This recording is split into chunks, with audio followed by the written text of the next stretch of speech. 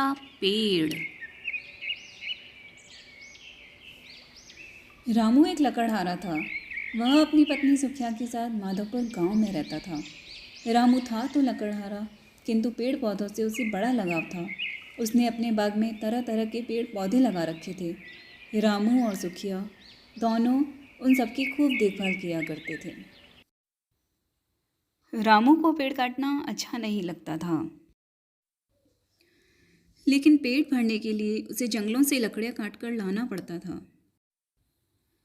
उन लकड़ियों को बाजार में बेचकर जो पैसे मिलते उसी में पति पत्नी गुजारा कर लेते थे। रामू हमेशा पेड़ों की सूखी टहनियाँ ही काटा करता था। एक दिन रामू जंगल में लकड़ी काट रहा था। अचानक उसकी नज़र एक सुनहरे पेड़ पर पड़ी।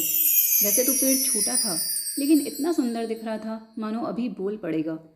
पेड़ को देखते ही रामू के हाथ रुक गए।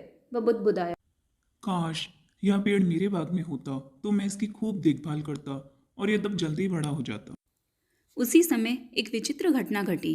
वह सुनहरा पेड़ धड़ाम से जमीन पर गिर पड़ा। उसकी जड़ें भी जमीन से बाहर आ गई। इससे रामू को बहुत अफसोस हुआ। अब मैं इसे अपने बाग में लगाऊंगा, ऐसा सोचकर उसने पेड़ उठाया और अपने घर पे ले आया। फिर पति पत्नी ने मिलकर उसे बाग में लगा दिया। अब प्रतिदिन नियम से दोनों पति पत्नी सुनहरे पेड़ की जड़ों में पानी दिया करते और उसकी देखभाल करते। रामू ने जंगल जाना छोड़ दिया था। वह सुनहरे पेड़ की सेवा में ही लगा रहता। कभी उसकी जड़ों के आसपास से घात पात उखाड़ता तो कभी उसमें खाद पानी देने लगता था। इसी प्रकार कई दिन बीत गए। एक दिन सुखिया ने कहा, अजी सुनते हो, घर में आटा दाल समाप्त होने को है।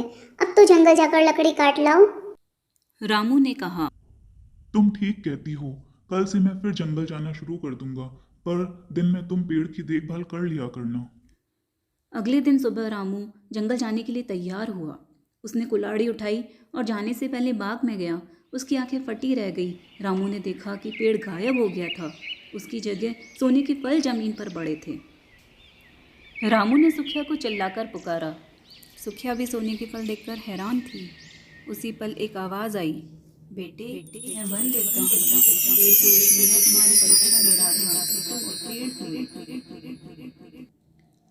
पति पत्नी की खुशी का ठिकाना न रहा। उस दिन के बाद रामू को लकड़ी काटने कभी जंगल नहीं जाना पड़ा।